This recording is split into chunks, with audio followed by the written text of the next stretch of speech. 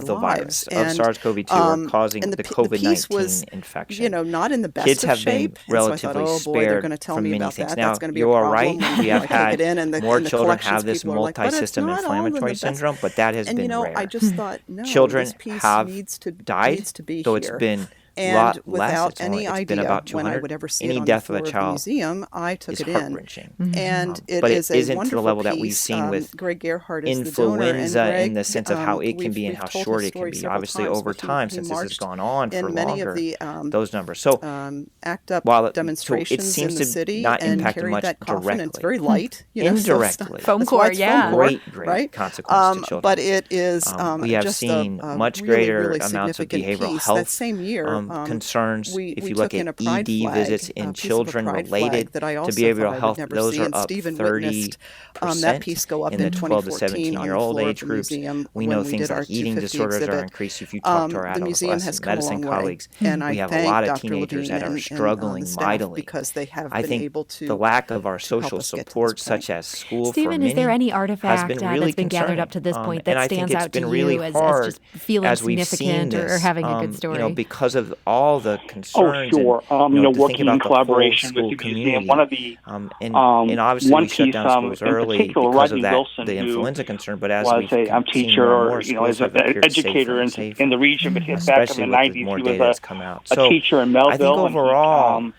we have a came lot of out, work to and what do was a to help national support the story that kids he through came this out to the COVID-19 students. pandemic. And And we need to so keep he remembering that, donated yes, while they're not being impacted as much a directly poster from that the one of his virus, they're students getting made that was a impacted recreation of a March enormously on Washington indirectly from the poster, and he had the pandemic. And students let's do this, hopefully we can keep exercise. having these And conversations so he so that we can start donated thinking about the ways that we one can of the address posters that one of so his that students kids, made. we put them first, So, I think, it as was a very teacher, and brave that's of what I, him. He was try to do, is also and we start credited thinking, as how the do we do that founder better? of Well, I what would we like to now continue know that as conversation. I appreciate you keeping LGBTQIA this History topic in Month the in October. spotlight, as He well was as the force also behind that sharing about initiative. this And antibiotic so, use. This it is so connects important lots as of well. stories, So, Dr. Jason education, Newland, thank you so much for and, joining us today. social, Sarah, I love your justice. show, and I Lots of appreciate you different giving me the stories go time. into Have a this great day. very simple This is St. homemade Louis on the poster Air that a on St. student Louis made Public back, Radio, in the 90s here 90.7 in St. Louis. KWMU. That's so cool. And Sharon, in addition to these artifacts, you've also got a bunch of oral history. Is listening to an episode of St. Louis on the Air part of your daily routine? If so, suggest us to a friend you think might enjoy our conversations. And leave us a review and rating on Apple Podcasts on the App Store. It's the simplest way to help new people discover our show. What kind of story is told in that oral history? Yeah, so, first I have to say that I have an assistant whose name is Ian Darnell, and Ian came to us late in 2019 to be a part of this project, and Ian has conducted all of those oral histories that we'll find on that website, or the virtual experience this evening. And he spent, I think he said, 6 hours with Jeanette as they talked about so much of Jeanette's history. And you're right, there is a lot there. I can't even begin to tell you, because I wasn't a part of that whole process that he spent with Jeanette. I will say that when we first sort of outed the museum, if you will, I sort of like to play on that word. Whenever I first said to our first audience that we had this collecting initiative, and I had the permission to out the museum and say, hey, we were going to collect things. In that first audience, Jeanette Mott Oxford was sitting there, as I said to the group, if you have materials that you would like to donate. And Jeanette came up to me and said, I have my materials that I would like to donate. And I was so excited. So we have some papers, some artifacts, a nameplate for when Zur was I can't remember, in the ethics committee, I believe, in the House. And so there are some really, really significant pieces that tell Jeanette's story, but the oral history is phenomenal, and there's a lot there. And so you said 6 hours worth of conversation. Is that something that then is distilled down, or can people listen to that entire thing through this site? Well, through the site, you'll hear, I think there might be 11 clips from Jeanette's stories.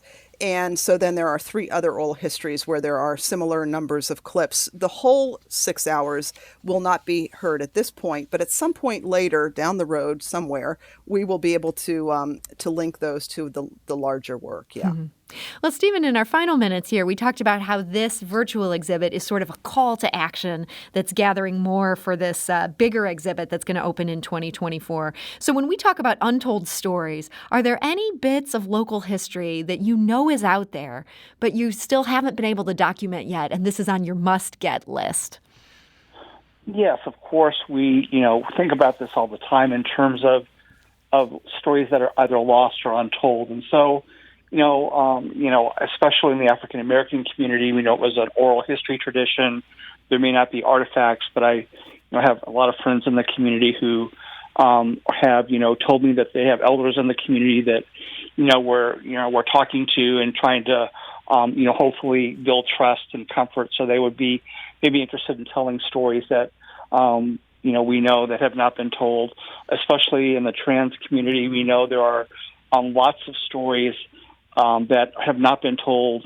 St. Louis was a very important medical center, of course. It still is today, but back in the 60s and 70s, and there were lots of surgeries being performed that folks would be coming in from across America for their sexual identity procedures and transformations. And so, we know those stories are there, and so we're just hoping the more we get the word out, the more we can find out who has stories and how we can have people be comfortable telling them.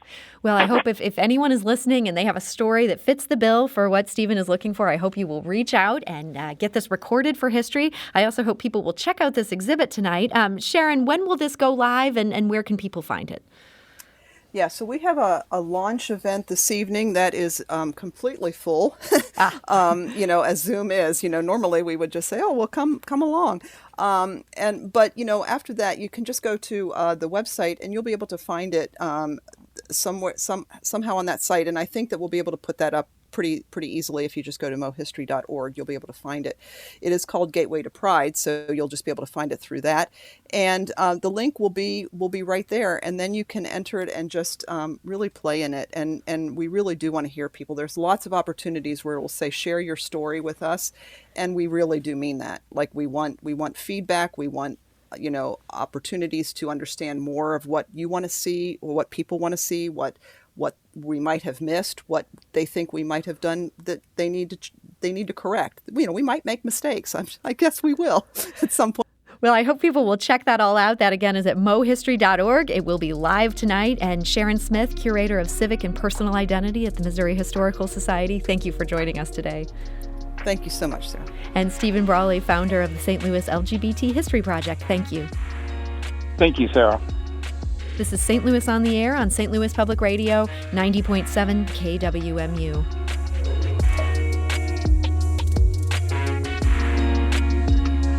Do you find yourself regularly listening to episodes of St. Louis on the Air?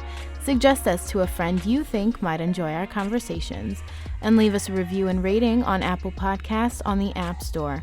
It's the simplest way to help people discover our show. Thank you.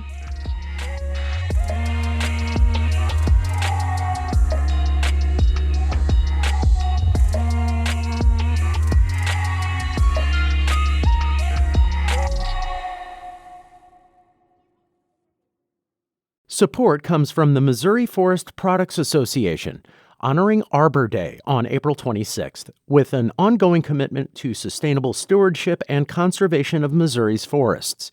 ChooseWood.com.